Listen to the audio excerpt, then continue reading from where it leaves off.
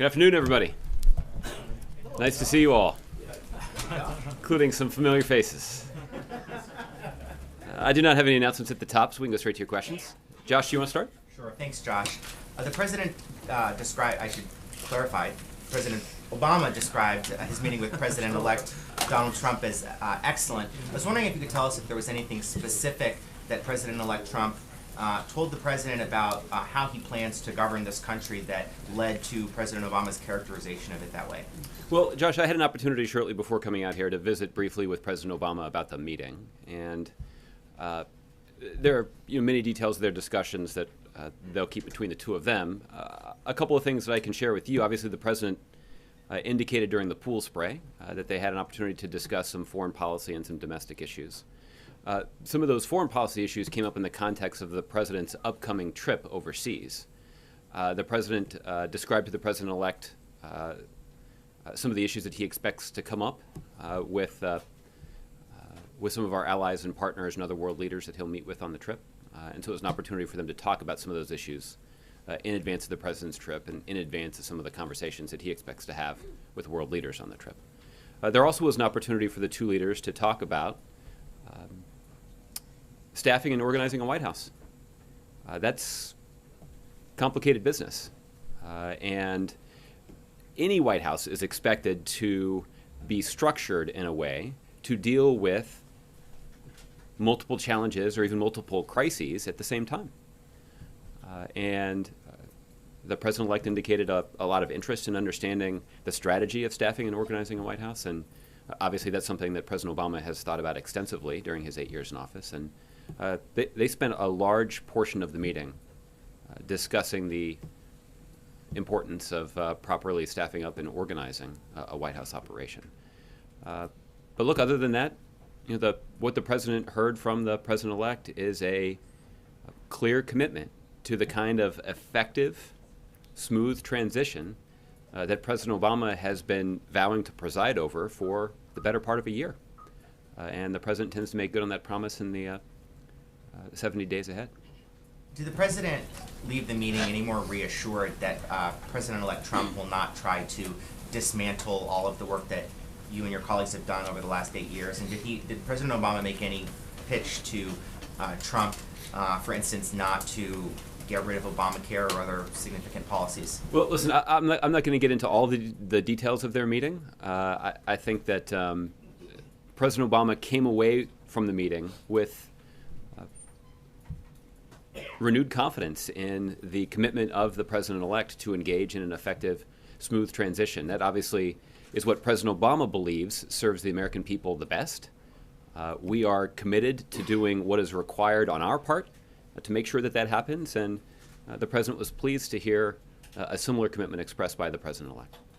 Do you know if the president got any reassurances from Trump about whether he plans to pursue what he discussed during the campaign about trying to incarcerate Hillary Clinton? Well, listen, I'll let President-elect let the president-elect sort of read out his end of the conversation. But as I mentioned yesterday, the president was found reassuring the kind of tone that the president-elect conveyed in his election night remarks. As I mentioned yesterday, these were remarks that the president-elect delivered not just to his supporters in the ballroom, but to the citizens of the country that were tuned in to this historic election, but also to people around the world. And given the intensity of scrutiny of his remarks, it's notable that he chose that kind of tone. I think we saw a similar tone just in the Oval Office 30 minutes ago, where he was indicating his commitment to working closely with the outgoing administration to ensure a smooth, effective transition. It doesn't mean they agree on all the issues. They obviously have deep disagreements. But what they do agree on is a commitment to a smooth and effective transition, and that's a good thing for the country.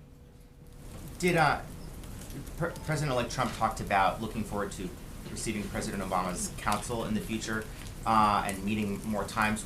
Do they agree to meet again? Were there something put in place where they're expected to continue the conversation they had today in an additional format? I'm not aware of any additional meeting that's been scheduled, but I wouldn't rule out future consultations. Obviously, when President Obama served, over the last 8 years, President Obama has benefited from the kinds of conversations that he's been able to have with previous presidents, and I wasn't surprised to hear that President-elect Trump indicated that he feels like he would benefit from those conversations over the course of his presidency as well.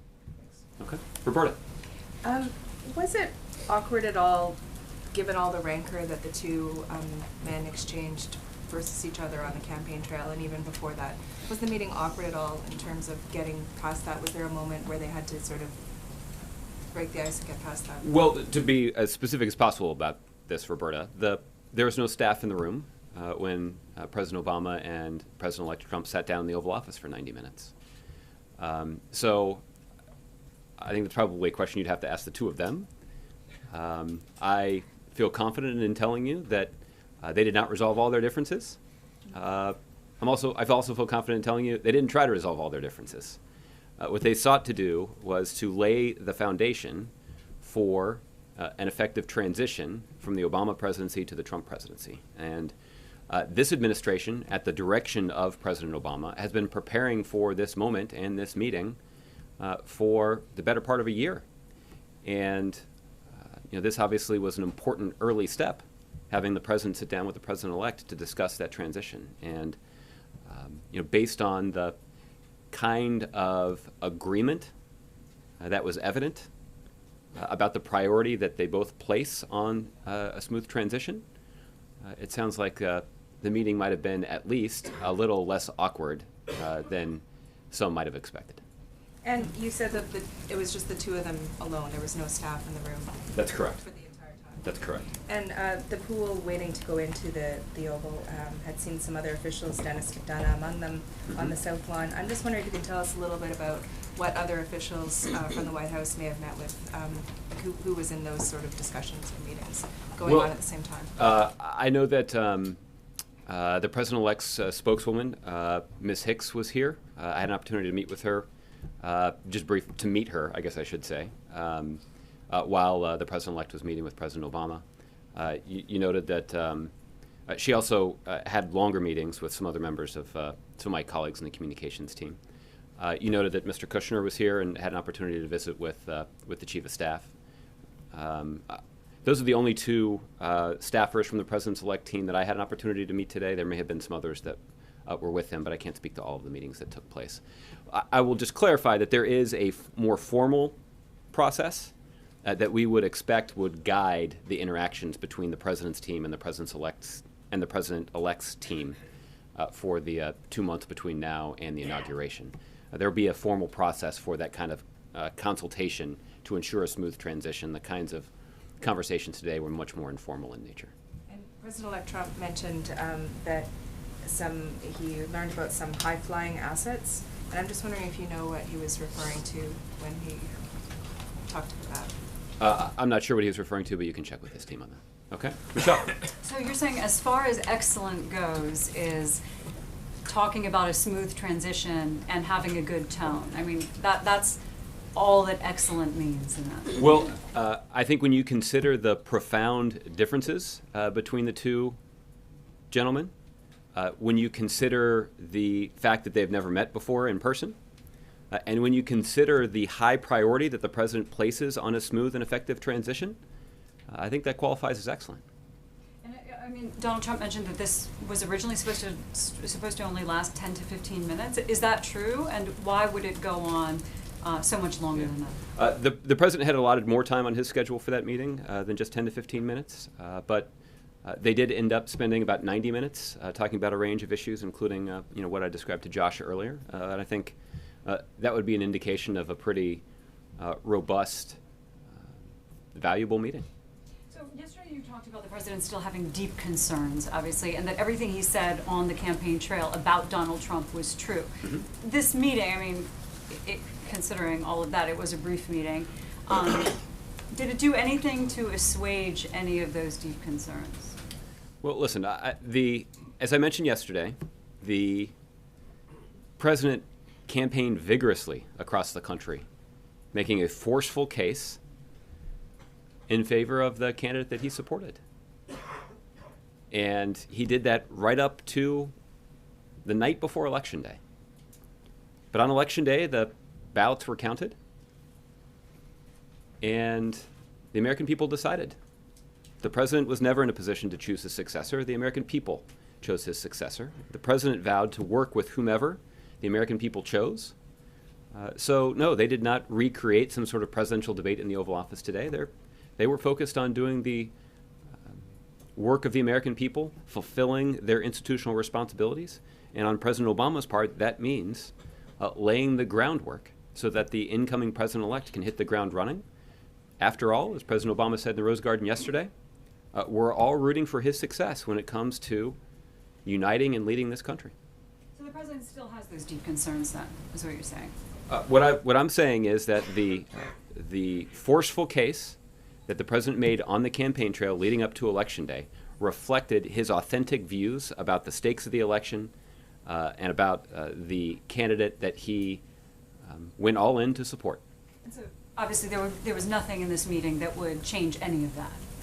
Well, I guess what I'm saying is that the meeting was not convened to try to resolve the variety of concerns that President Obama had raised on the campaign trail. The meeting was focused on the transition, and it went well. Okay, and lastly, given that some of Trump's advisors have, just prior to this meeting, talked about looking for all of the ways or wanting a list of all of the ways that they could roll President Obama's policies back starting on day one. Does the president fully expect that to happen?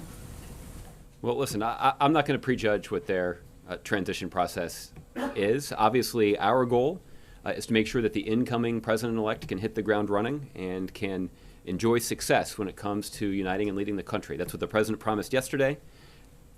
Convening a meeting in the Oval Office today is part of making good on that promise.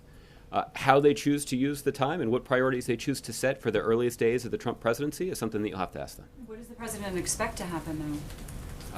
I think the president's expectation is, is that the incoming president will set his own priorities and pursue them accordingly. And again, our goal is to provide them the kind of advice that would give the president-elect and his team the opportunity to succeed in uniting and leading the country. That's what he has indicated that he has made his priority, and we certainly are prepared to do everything we can over the next 71 days to support him in that effort. Well, does the president now have any reason to believe that Donald Trump is fit to be president of the United States? Again, I'm not going to, the two men did not relitigate their differences in the Oval Office, and we talked about them quite a bit in here leading up to the election, and we're on to the next phase now.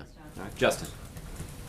You mentioned the formal process, and so I guess I wanted to ask if there are meetings that have either occurred or being set up with senior staff here at the White House since Donald Trump won the presidency, especially national security or economic teams kind of going forward. My understanding, Justin, is that the broader formal process has not yet commenced with meetings.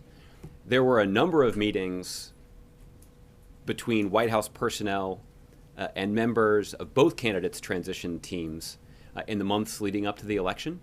And I know there have been a number of consultations with the president-elect's team and the White House team. But the formal meetings, I don't believe have started just yet. I wanted to ask about, I guess, press access to today. The meeting with the Vice President and Vice President-elect Pence is close press, which is a break from past precedent. And Carol reported that the Obamas canceled a photo op. That's not true. Okay. Can you talk about then why we didn't have a photo op in the way that we have in previous administrations, and why there's no press access, and particularly if this is... Well, first of all, Justin, you just were in the Oval Office with the President of the United States and the President-elect, so it's not accurate to say that there was no press access. But let's just be clear about what's happened. Over the last 8 years, I've enjoyed the opportunity to have many of you in my office over the years advocating for greater access to the President and the work that he's doing in the Oval Office. And what that typically means is you coming in and advocating for the opportunity to see the President of the United States sitting in the Oval Office, photograph him sitting next to the person that he's meeting with, and then hear from both people about the meeting. That's That's the priority that has been conveyed to me in countless meetings with all of you over the last 8 years. That is exactly what was provided today. That was not provided in 2008. I wasn't part of designing the press access for 2008, so I can't account for all of the reasons for that. But the press access that we put together today was based on the guidance that we've received from all of you over the last 8 years about what the priority is. And we're pleased to be in a position to provide that today. It is an indication of the commitment that we have to transparency, and it's an indication that the President has to building public confidence in the shared commitment to a smooth and effective transition. What better way for the American public to understand that the President-elect and the outgoing President of the United States share a priority of a smooth and effective transition than to allow you all into the Oval Office to hear them talk about their commitment to that effort. I mean, one way to demonstrate that you guys are committed to that, I guess, effective transfer of power would be to show the Vice President or show the First Lady welcoming their successors into the White House. And so, but I think we would all just agree that that would be lower in priority than what was provided today. And what was provided today is unprecedented in terms of the kind of access that was granted to previous White House press corps. So look, there's always going to be this back and forth, as I've stated before. The reason that this is relevant, and the reason that I'm asking the question is, while the President has come out and sort of put on a cherry face, we know obviously many people here are disappointed. First Lady spoke passionately about how she found Donald Trump to be an unacceptable choice. So are we to read anything, or even putting aside whether we should read anything, is the reason that there wasn't press access to either of those events because the First Lady or the Vice President didn't want to be photographed or appear alongside? Absolutely not. In fact, I'm not aware that the First Lady's office was consulted about the press arrangements for today. I certainly didn't consult with them. What we can do is we can go back to the White House photographer and see if there are any photos from the greet so that you all can get some insight into how that went. So we'll follow up with you on that. Last one, number of foreign governments from top allies of the United States, Turkey, the United Kingdom, Canada, Mexico have all said that their leaders have been in communication with President-elect Trump over the last 24 or 48 hours. Beyond sort of congratulatory calls, is there concern among you guys as you're trying to pursue your foreign policy agenda over the next 2 months while the President's still in power that allies could be getting mixed messages on the United States' foreign policy goals? I'm not aware of any concern about that. It is not uncommon for countries that have important relationships with the United States for them to call and offer their congratulations to the President-elect. Some of those conversations are facilitated by the State Department. In other cases, you've got foreign governments that are going directly to the President-elect's office, and that's consistent with past practice, and I'm confident that happened in 2008 after President Obama's election as well. Okay, Olivier. Thanks, Josh. First, I'm kind of curious about the President as HR professional. Does he say you need to get a great chief of staff? Does he say there's this one job you've never ever heard of, but it's vital? How does that, or is it just, just obviously Donald Trump knows he's got to staff the White House. So how much precision is the President offering in his recommendation? Well, I'll be honest, I didn't have a detailed conversation with President Obama about this, but knowing how he has approached these issues himself, I think that he has built an organization at the White House with an eye toward surrounding himself with capable people and putting them in positions where they are given the authority that they need to make decisions. Also, he's ensured that they are given the authority that they need to elevate decisions to him if they need to be. So structuring the organizational chart effectively is not an insignificant matter when you're talking about life and death decisions that have to be made on a regular basis in this building. The president will be taking some questions over the course of the next week, and maybe somebody can see greater insight from him on that. And then looking overseas to the operations against the Islamic State, the president recently sent 1,700 more American troops there. You've long insisted that they don't have a combat mission. These are combat troops. why did they go? And I mean, are you saying that they needed 1,700 more American troops worth of advice and assistance? I mean, we're starting to see some social media of Americans who look like they are in frontline operations, not in supportive ones. Yeah. Olivier, what we've made clear is that our service members, when they go to Iraq, they are trained for combat, they are equipped for combat because they need to defend themselves in a dangerous country. But they are not given a combat mission. And that is an important distinction because the president does not believe that American troops should be in a situation in which they are expected to be at the tip of the spear to go and take and hold ground. The idea of the U.S. military being an occupying force in Iraq is not one that has yielded success for our country. It's not made our country safer. So what the president envisioned and the mission that they have been given is a dangerous one. It's one that in which American service members are asked to assume great risk so that they can be in a position to, in some cases, train Iraqi security forces.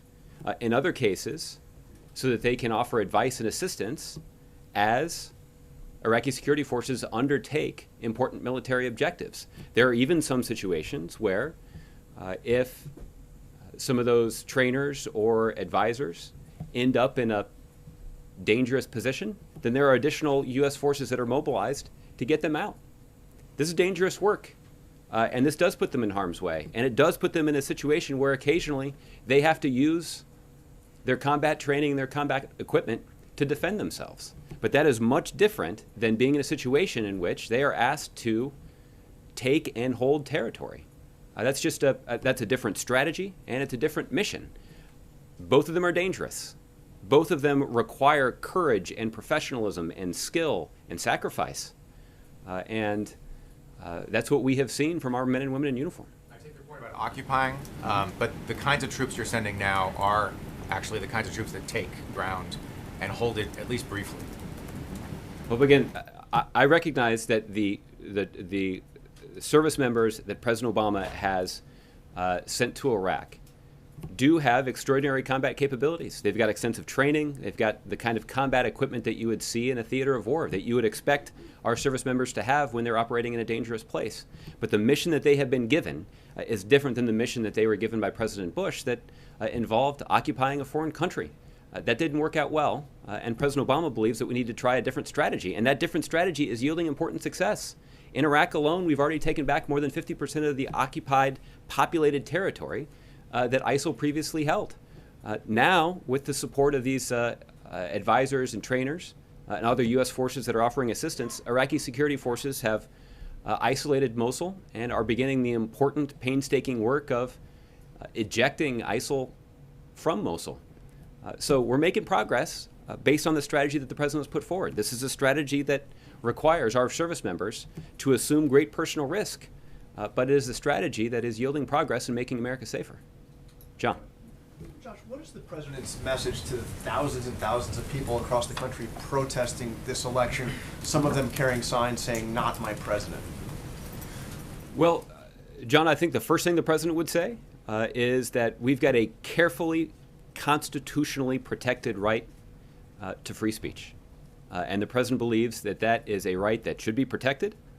It is a right that should be exercised without violence. And there are people who are disappointed in the outcome. And the president's message in the Rose Garden was, it's not surprising that people are disappointed in the outcome, but it's important for us to remember a day or two after the election that we're Democrats and Republicans, but we're Americans and patriots first. And that's the message that the president hopes that most people will hear. But are there some people who are going to be disappointed? And are they going to express those views in public? I think we've seen that that's the case. They have constitutional rights to do that, and those rights should be protected. But the president would obviously want them to hear his message as well. Given all that's been said, were you surprised to see Donald Trump or hear Donald Trump say that the president is a very good man who he respects? Listen, I think the kind of tone that we heard from the president-elect in the Oval Office today is consistent with the kind of tone that he used in his remarks on election night. And that's the kind of tone that you heard President Obama welcome in the Rose Garden. And it certainly is is something that the president was pleased to hear. He did say he would seek the president's counsel, and there would be many, many more meetings. Is President Obama open to meeting again with President Trump, including after when he becomes President Trump? Of course. Look, the president has benefited from the kind of consultation that he's had with former presidents, and President Obama is determined, as he mentioned yesterday, to do as much as possible to ensure that President Trump can have some success in uniting and leading this country. We're as President Obama himself said, he's rooting for his success as he takes on the important work of uniting the country after a divisive election and leading our country forward in a way that's consistent with the best interests of many generations of Americans. And I know you said they didn't relitigate the campaign, but I just want to ask you what the president's thoughts are. He said just on Monday that Donald Trump is temperamentally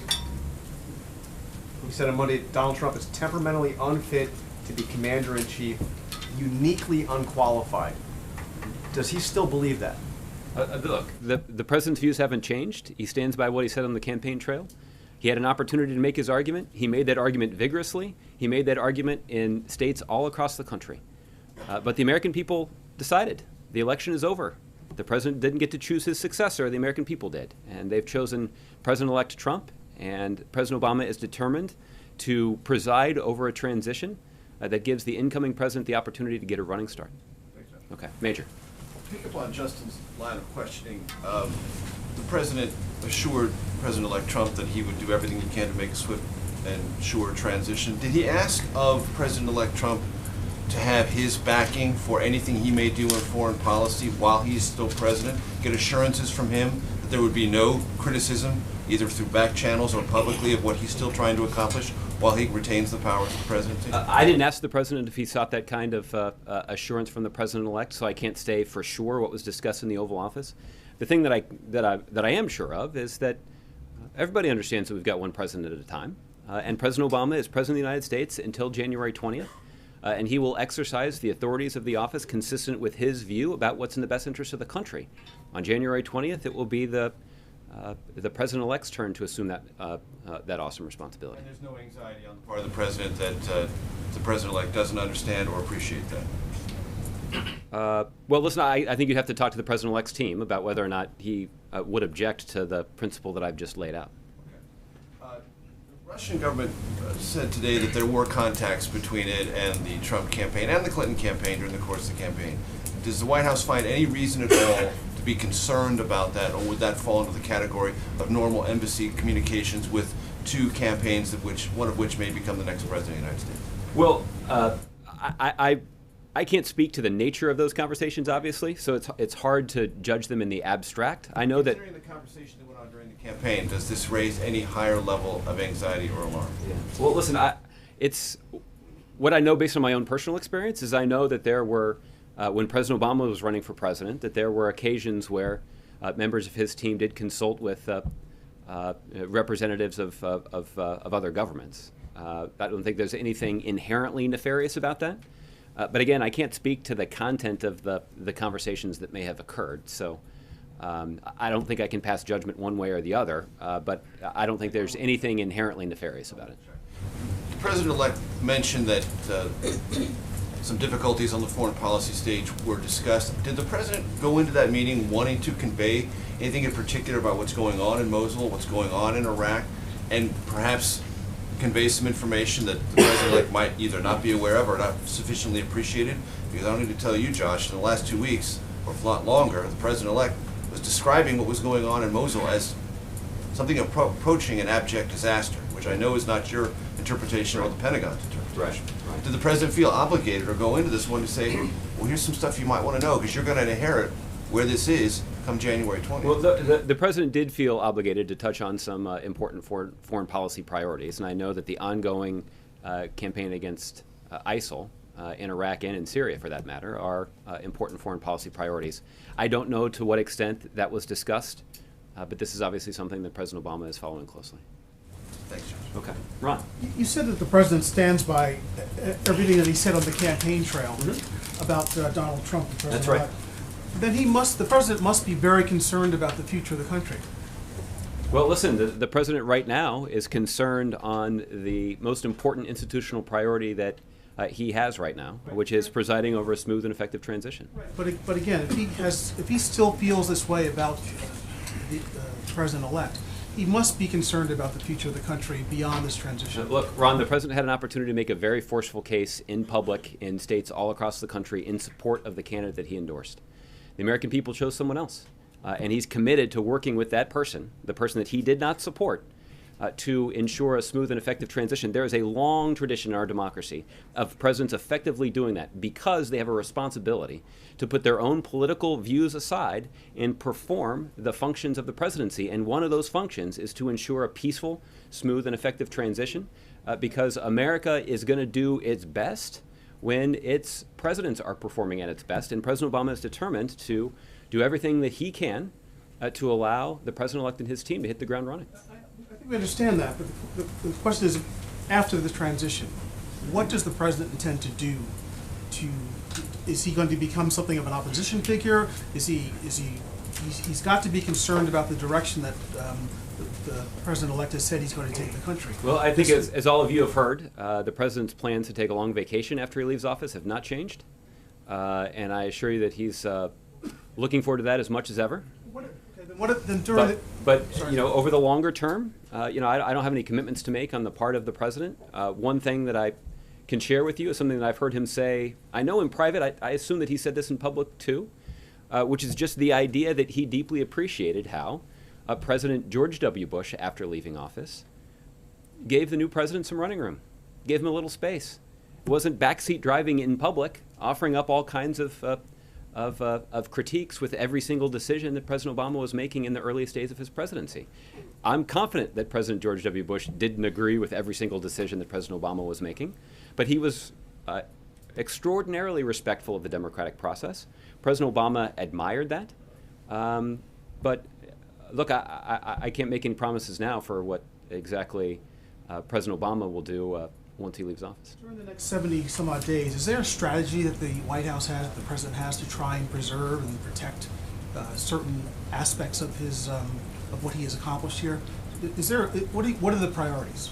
Well, I think the first priority is ensuring the smooth and effective transition, but there's also the priority that the president places on making sure, as the chief of staff likes to say, that we run through the tape, that the president and his team use every moment that's remaining to do the work of the American people and to effectively implement the kinds of policies that President Obama has prioritized over the course of his presidency. What are some of those priorities now, given the change of administration, given the fact that Donald Trump has won the presidency?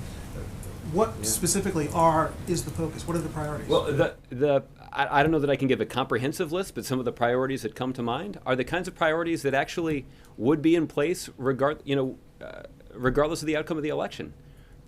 Whether or not Mr. Trump had emerged victorious from the election, we would be focused on the implementation of the Affordable Care Act and maximizing the opportunity that currently is available to millions of Americans to go to healthcare.gov during the open enrollment period and sign up for healthcare. For those individuals that already have healthcare, they have an opportunity to go to healthcare.gov and shop around. Many of them will find that there actually is a comparable healthcare plan available that will cost them less money. So making that a priority is something that we would do regardless of who had won the election, but that certainly is a very high priority right now. Obviously, when it comes to counterterrorism and homeland security, that's always a priority. That was true before the election, and that certainly is true after the election. And we certainly wouldn't want any of our adversaries to be confused about the fact that America might somehow be uniquely vulnerable in the midst of this transition. That's not true. This administration is strong, and our homeland security efforts are as vigorous as they've ever been. And we're going to continue that effort. You made reference, or someone made reference to, a major made reference to the ongoing work against ISIL in Iraq and in Syria. The United States is leading a coalition with 67 partners to degrade and ultimately destroy that terrorist organization.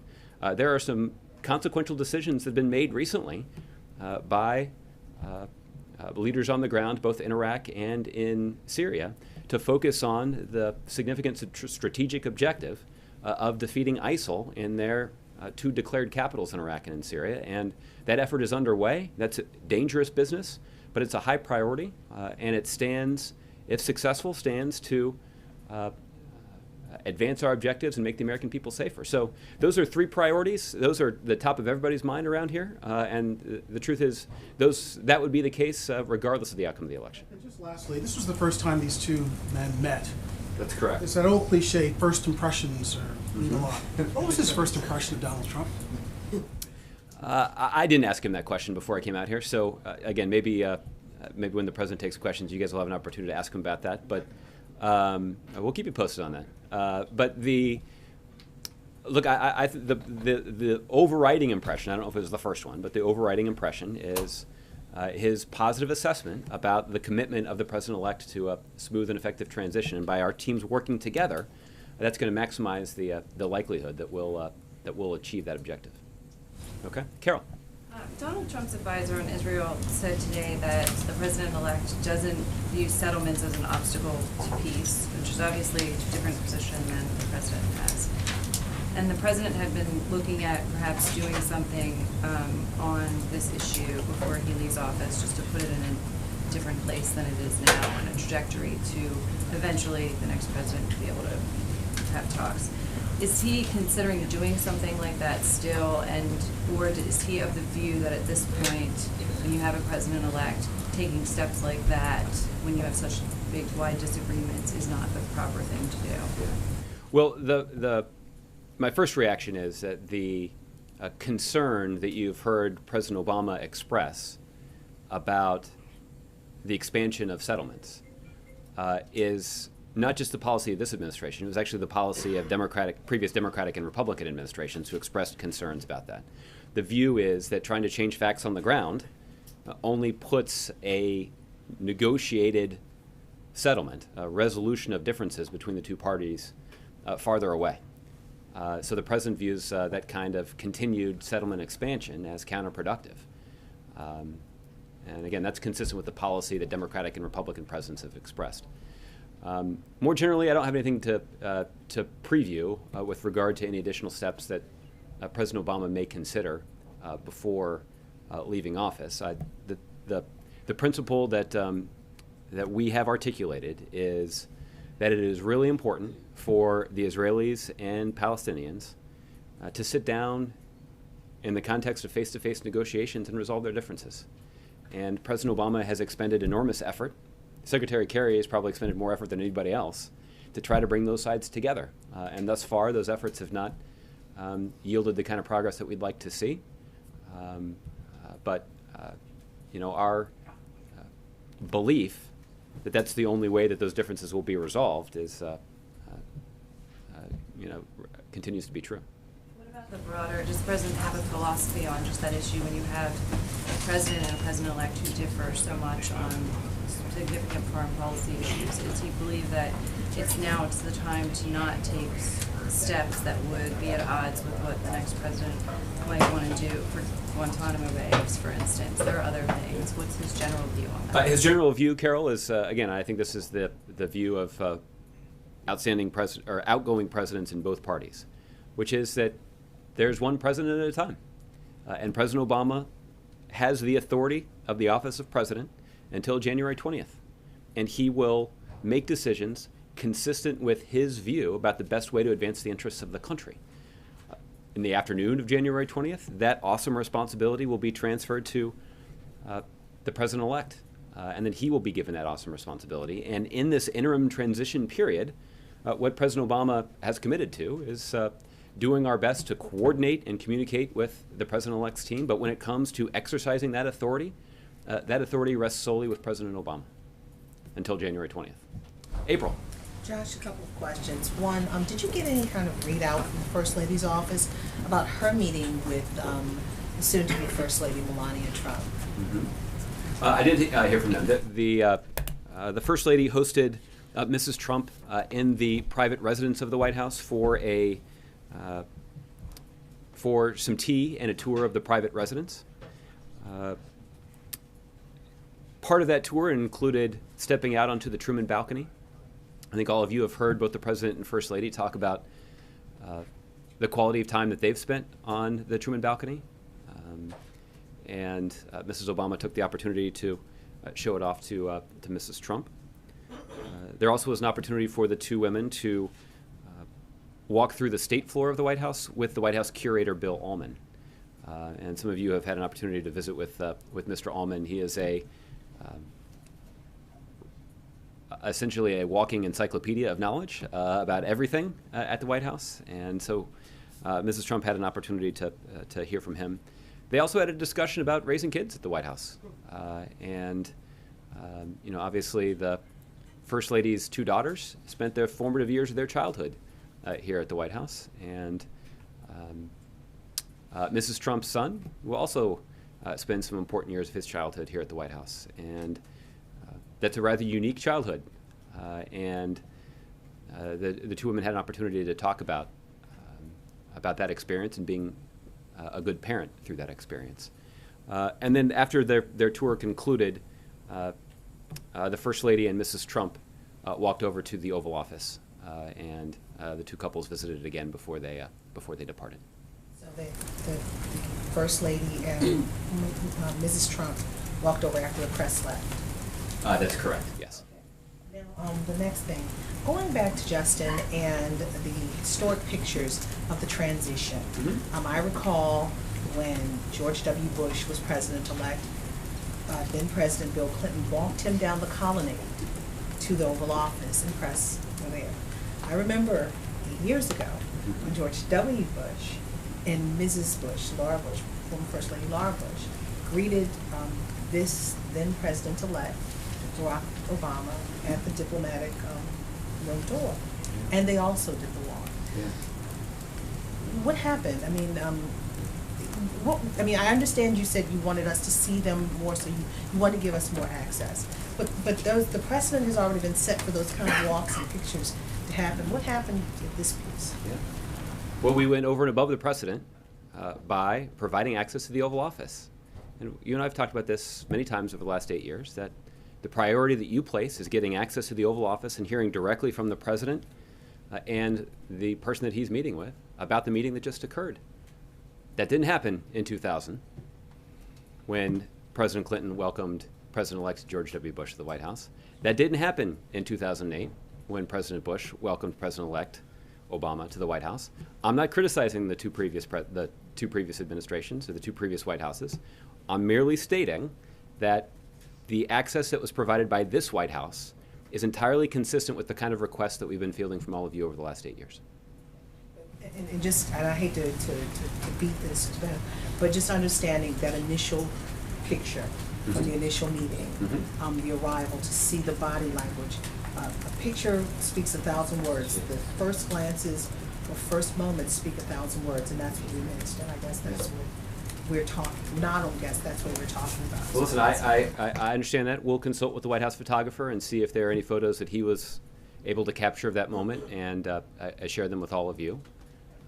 It certainly is not just your right, but your responsibility to advocate for more access, and I respect that. Well, thank you. And lastly, can you give us the construct of what it looks like when a former president counsels a current president? I know that Bill Clinton counseled George W. Bush, and as you said, that this president has taken to counsel other presidents. What are some of the issues that he's received counsel on, and what does that look like, if you could tell us that? We've gone to great lengths to keep that kind of consultation private. That consultation between presidents and former presidents is private, and there's a special bond that people who've assumed this awesome responsibility of leading the greatest country in the world have, and so they have unique and sensitive conversations that I just can't provide much insight into, other than to tell you that they have occurred not just with presidents in the same parties. President Obama didn't just consult with President Clinton, but has had useful, warm, supportive conversations on a variety of topics with presidents in both parties. And I guess the best example I could give you would be of President George H.W. Bush. You've heard the president, I believe, speak in the past about how much he's valued those kinds of interactions. And I don't want to leave you with the impression that they've had dozens of phone conversations in the last 8 years. But on those opportunities that President Obama has had to visit with President George H.W. Bush, Bush 41, the president has come away with enormous respect for his service to the country and for his wisdom about what's required to lead the country. So the president's, that's just one example. And you know, obviously the relationship between President Obama and President Clinton is one that benefited President Obama enormously. And over the last several years, you all have seen firsthand the kind of relationship that exists between President George W. Bush and Laura Bush and the President and First Lady. So you know, these kinds of relationships are important, and if that extends into the next presidency, President Obama is committed to doing his part to trying to provide the kind of counsel that he's benefited from over the course of his presidency. Okay, you say a variety. He's talked to presidents, former presidents, on a variety of topics. Is it domestic policy, more foreign policy, or just the history of it all when it comes to certain issues? It's both. Some of it's dealing with the demands of the office. You know, these are the kinds of things that are part and parcel of a conversation between somebody who is bearing an enormous burden and somebody who's dedicated a significant portion of their previous life to fulfilling the same task. He would be open to doing this when he is president, when he is number 45, he would be open to do it at any moment? As I mentioned, and I guess I would say this principle applies not just during the transition, but even after. That President Obama believes that, well, President Obama will be rooting for the president-elect to succeed in uniting the country and in moving our country forward. Okay? Christy. Thanks, Josh. First you said that you met with Hope Hicks, and then you said you met her. Yeah. Did you? So Ms. Hicks had an opportunity to actually have a meeting with my colleagues Jennifer Psaki and Liz Allen, the Communications Director and Deputy Communications Director here at the White House. While she was in that meeting, I had an opportunity to go and introduce myself and visit with her just briefly. So did you guys have a chance to talk about what it's like to do your job? Or No, I did not have that conversation with her. But I will certainly have that conversation with the person that the President-elect selects to succeed me once he's made that decision. But I didn't have that conversation with Ms. Hicks, and I don't have a sense of who the President-elect may have in mind.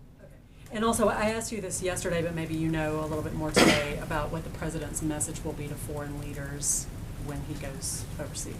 I didn't have a detailed conversation with them about that. The President was interested in making sure that the President-elect was aware of the kinds of conversations that are scheduled over the course of the next week.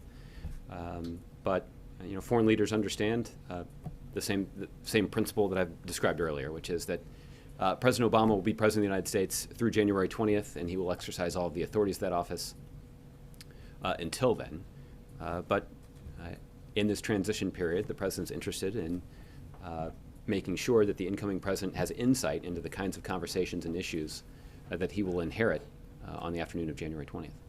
So will he be reflecting to those foreign leaders any of his impressions of the President-elect based on today's conversations? Well, I wouldn't preview the conversations at this point, but you know, after those conversations have occurred, you know, we'll do our best to read those out to you and give you a sense of how those kinds of conversations. I'm sure I will just affirm that I'm confident that this will be a subject of the discussion that he has with every world leader when he travels next week.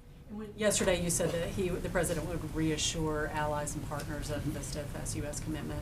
Does he still plan to do that? The President will offer his reassurance to our allies that historically, the United States of America, even across political parties, has been committed to not just upholding, but actually seeking to strengthen the alliances that we have with countries around the world.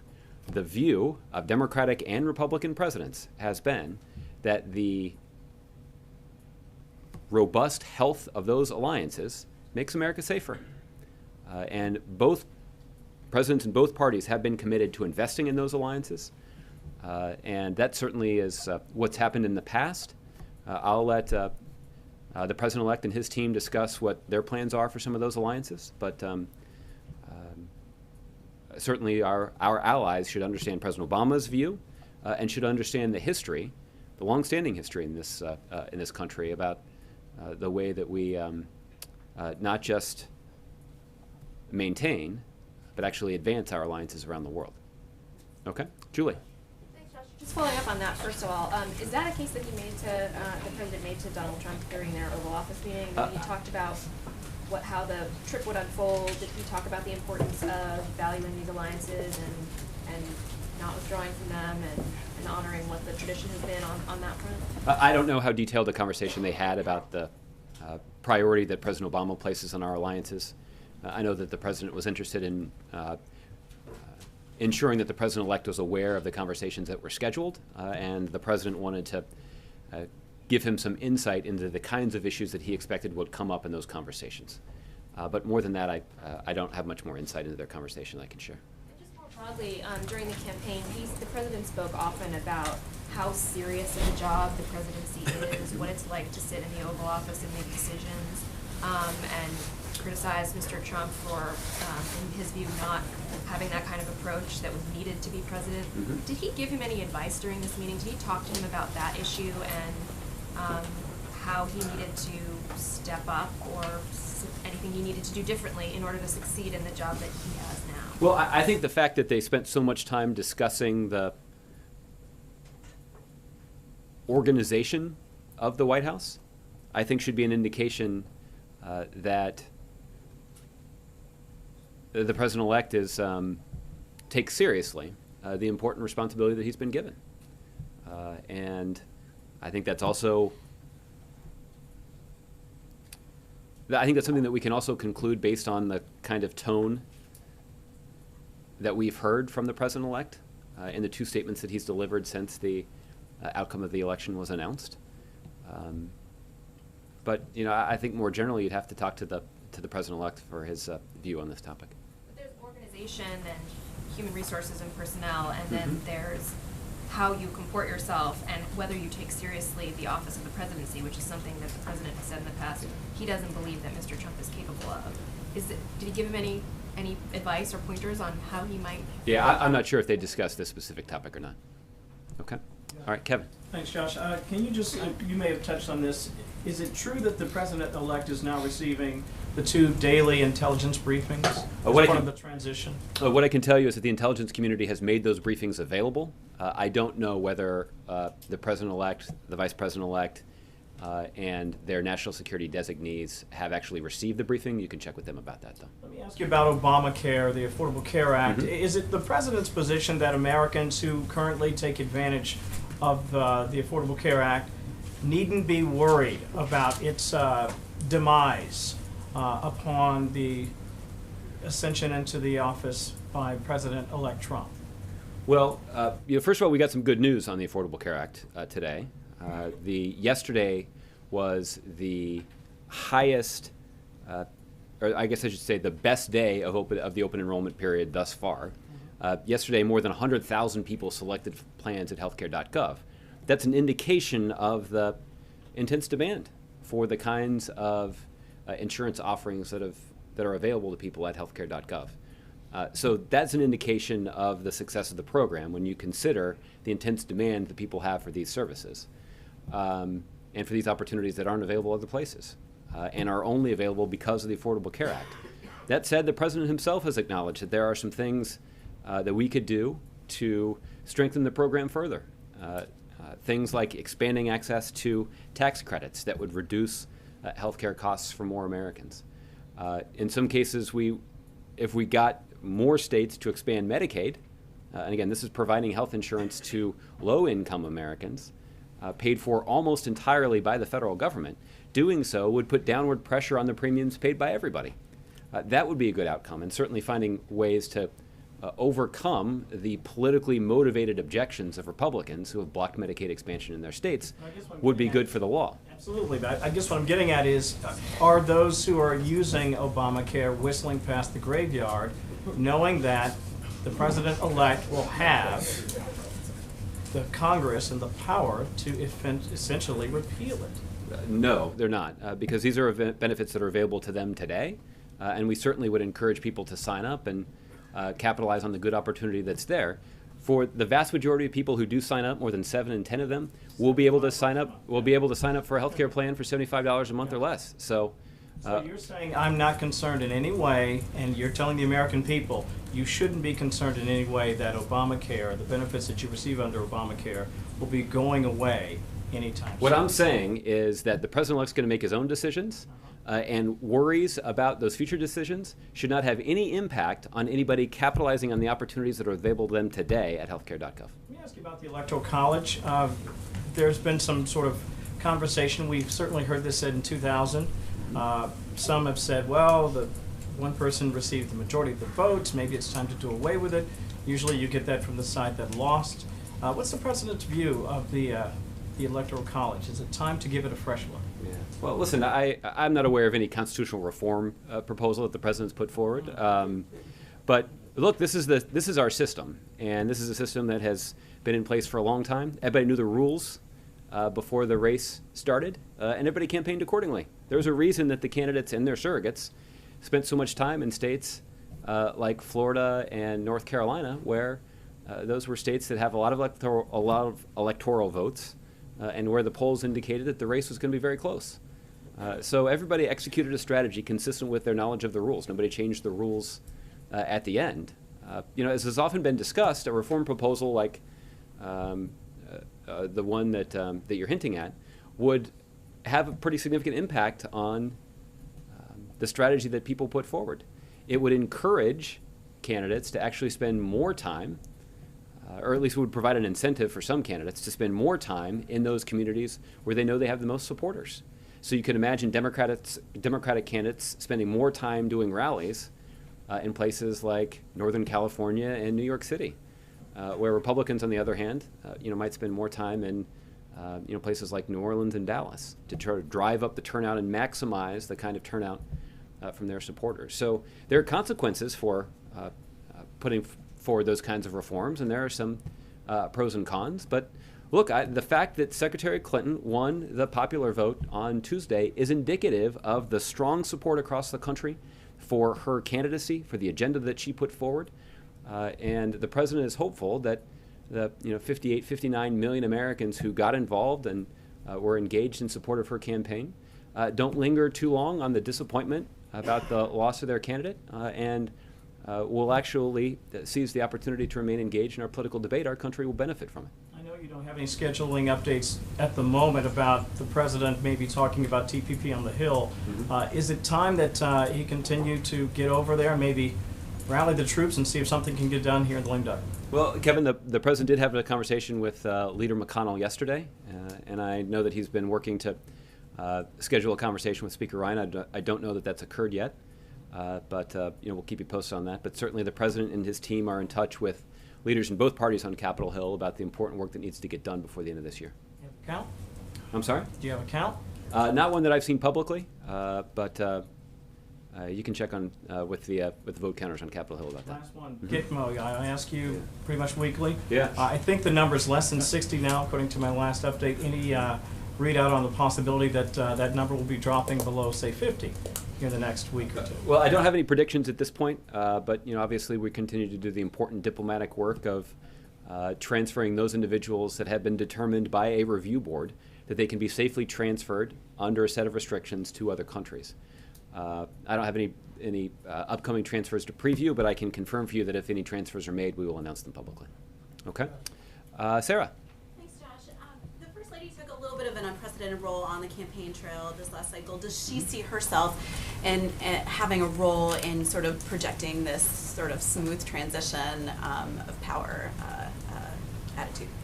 She doesn't have any sort of vested constitutional responsibility that relate to a transition. I think what you saw today was a gesture of hospitality to the incoming First Lady. Mrs. Obama has talked before publicly about the stresses and anxieties of moving to a new place, living inside a fishbowl, living inside a museum, and raising her family there. And I'm sure that Mrs. Trump is feeling many of those same anxieties as she prepares to move herself and her family into the White House. And so the courtesy that Mrs. Obama extended is rooted in her own experience of going through this difficult transition. And I'm just a little confused when when you and the president say that you hope Donald Trump is successful, given that the president has said that he sees Trump as having the potential to undermine democracy, undermine American ideals, wouldn't it be fair to say that you don't want him to be successful? Well, that's a good question, Sarah. The point that I've made, and I think I've tried to be precise about this, is that the president's view is that our country benefits when we have a president who succeeds in helping the American people understand our collective interests. And that's why, the president has talked about his hope that President Obama, or that President Trump will succeed in uniting the country. There are some profound political differences that were revealed by this election, and our country will be better served if we can try to bridge that gap. It doesn't mean we're going to agree on everything, and it doesn't mean that President Obama is now endorsing every policy proposal that the president-elect vows to pursue. Their differences remain. Their differences are profound. But our country succeeds, and our country does best when we have a president who is succeeding in uniting and leading the country. And that's what the president is hopeful for, and the current president is going to do his part to try to give the incoming president every advantage as he seeks to do that, and that is, after all, the message that we heard from President-elect Trump on election night. Did the birther issue come up at all during their meeting? I'm not aware that it did. George. Speaking of the fishbowl, as the new team looks to name its press secretary and communications director, what advice would you give them generally on press relations and specifically on pools? Yeah. Well, let me just stipulate that I'm not sure they're going to be that interested in all that much advice from me, and that's okay. I stand ready to provide whatever advice is sought.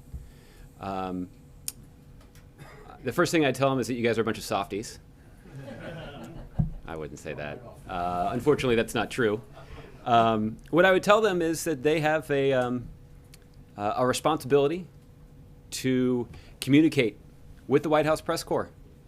The White House press corps has a critically important, constitutionally protected function to hold people in power accountable. And that's something that you and your news organizations devote significant time and resources to. There's also a lot of expertise in this room. There are a lot of people in here who've covered many different White Houses. And that historical perspective is something that benefits your ability to describe to the American people just what's happening here. I guess the last thing, there are a lot of other things I would say to them. The last thing I'll say to you about what I would say to them is that it's hard to read things in the media that are critical of you. It's hard to read things in the press that are critical of things that you deeply believe in and that you've been working day and night to advance. And so there's a natural tendency, I think, to recoil and to write off people who disagree with you as people who are not worth talking to. And that is a natural human tendency and temptation. And my advice to the incoming team would be to not give in to that temptation. That the kinds of conversations that I've had with all of you, everybody who's sitting in this room has on many occasions written things or broadcast things about the White House that I didn't agree with, that I didn't think were fair, that I didn't thought reflect the kinds of priorities that we've established or accurately reflect what we're trying to do. But those stories never got better by ignoring your emails or ignoring your phone calls or telling you that you're not allowed to come in my office anymore. That's never happened. The way to try to change your view or to try to influence your reporting is to make a case to you on the merits. And you can't do that if you won't pick up the phone, and you can't do that if you won't return an email. And so that's the philosophy that we have pursued here. I'm sure there'll be plenty of people who will say that on your side who would say that we didn't do that enough, or maybe that we did it too much. That's we're open to that kind of second guessing, but that's the strategy that we have pursued. I think that strategy has served President Obama well, but most importantly, I think that strategy has served the American people well for helping them understand what we're doing here. After all, if you believe as deeply and as strongly as I do about what we're doing, then you should be interested in having an opportunity to make that case to the American public, because it's likely to persuade people. That's the approach that we've taken, and I think the President and the American people have been well served by it. Specifically on the pools? On the pools, look,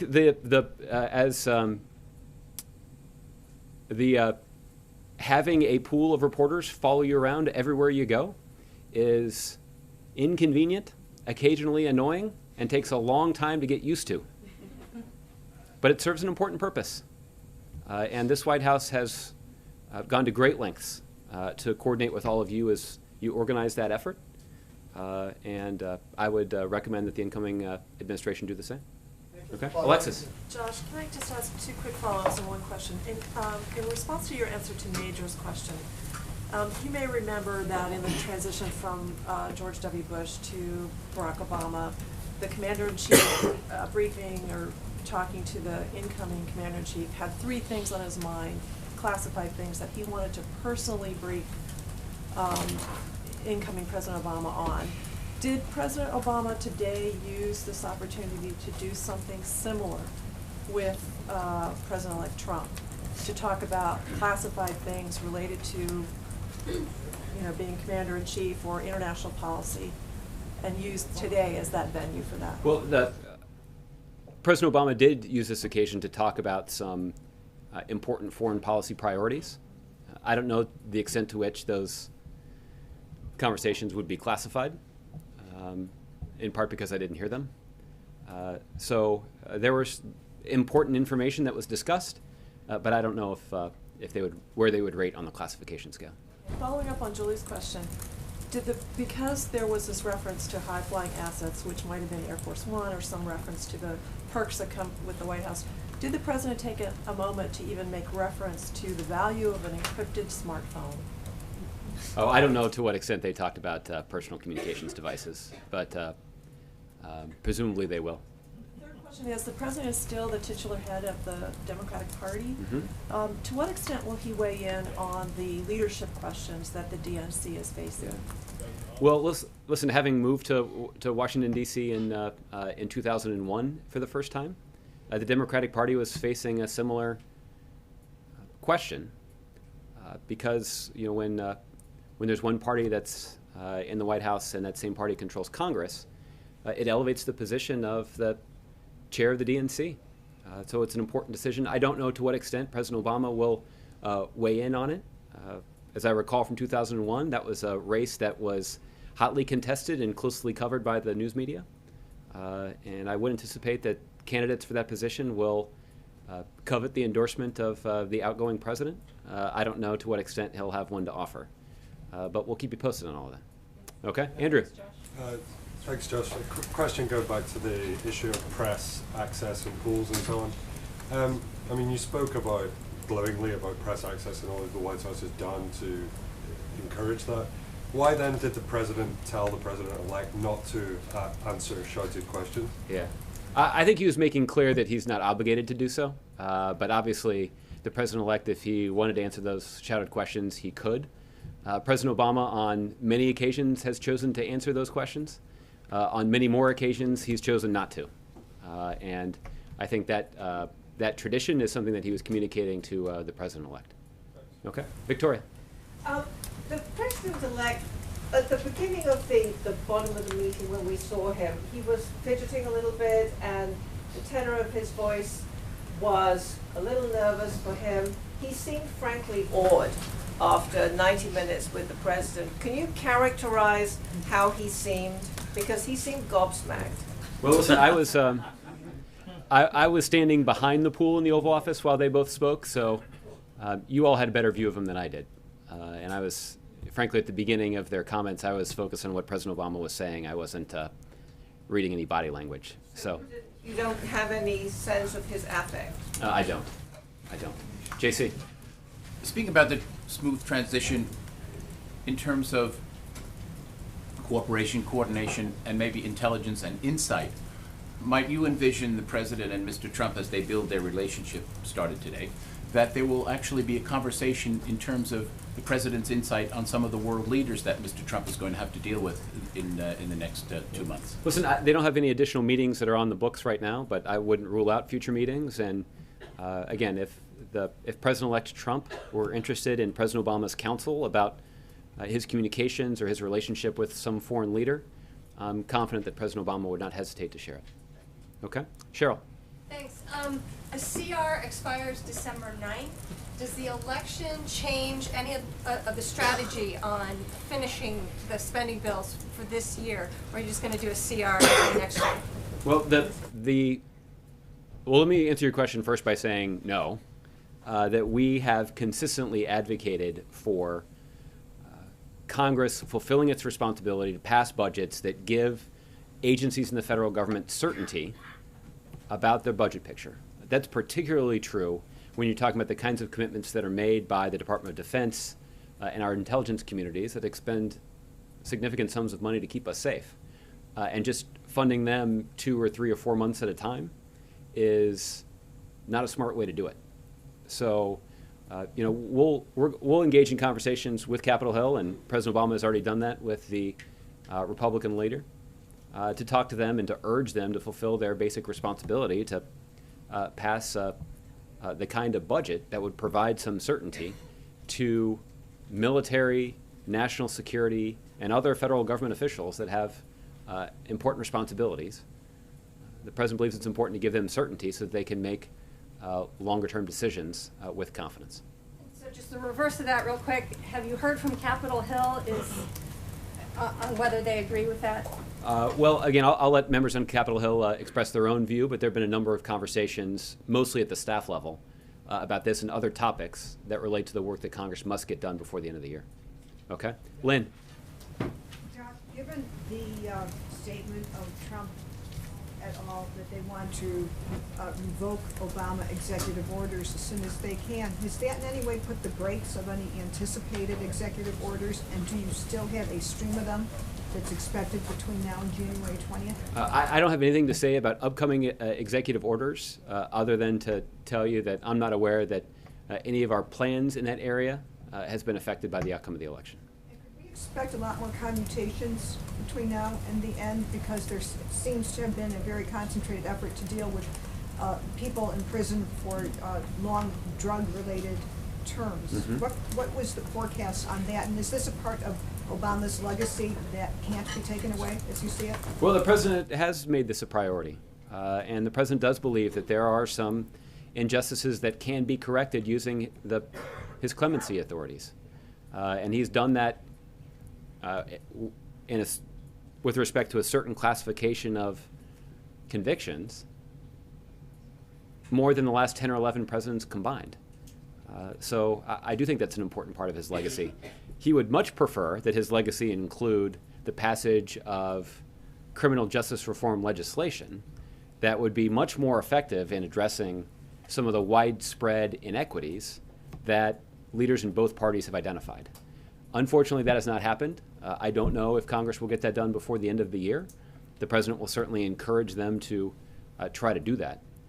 And there is bipartisan agreement around this. I can't speak to the President-elect's view of this priority, but obviously is one that President Obama and his team have invested deeply in. I would expect additional commutations before the President leaves office, but those are the kinds of commutation decisions that have been in the pipeline even before the outcome of the election. I'm not aware that the outcome of the election would have any impact on those clemency decisions. Is there any piece of legacy legislation that you think you can get passed before he leaves office? Well, that's what we'll be having some conversations about that. So we'll see. Francesca, I'll give you the last one. Thank you, Josh. Let me start by saying I appreciate you pointing out that in 2000 and 2008 that reporters didn't have access to the Oval Office meeting because some of us were not there at that time to remember that. Sorry, you did. I appreciate you pointing that out about the Oval Office access meeting. I think what we're trying to understand is what the thinking behind not allowing reporters to be on the South Lawn today was, you know, what the thinking was behind that and why that happened. Yeah. The idea was just that we wanted to provide you the best access that we could, and the best access that all of you have consistently advocated for the last 8 years is access to the president and the person that he's meeting with in the Oval Office with statements in front of the full pool, and that's exactly what was provided today. And what then, if anything, should we draw from the fact that we have neither heard from nor seen the First Lady today? Well, listen, as I mentioned earlier, we'll consult with the White House photographer. Presumably you guys have been able to do that already. So we'll try to expedite the release of a photo so that you can see that interaction. But, you know, I can tell you that the First Lady enjoyed the opportunity that she had to welcome Mrs. Trump to the White House and to give her the tour that I described earlier and to discuss the unique demands of raising a family in the White House.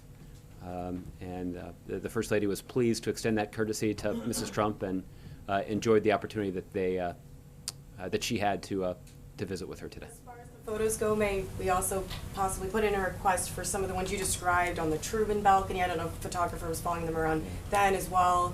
If there's any photos like that you could possibly release, that would be helpful too. We'll see what we have. I don't know how closely the White House photographer was covering them while they were walking through the private residence, but we'll see what we can do. Okay? Thanks, everybody.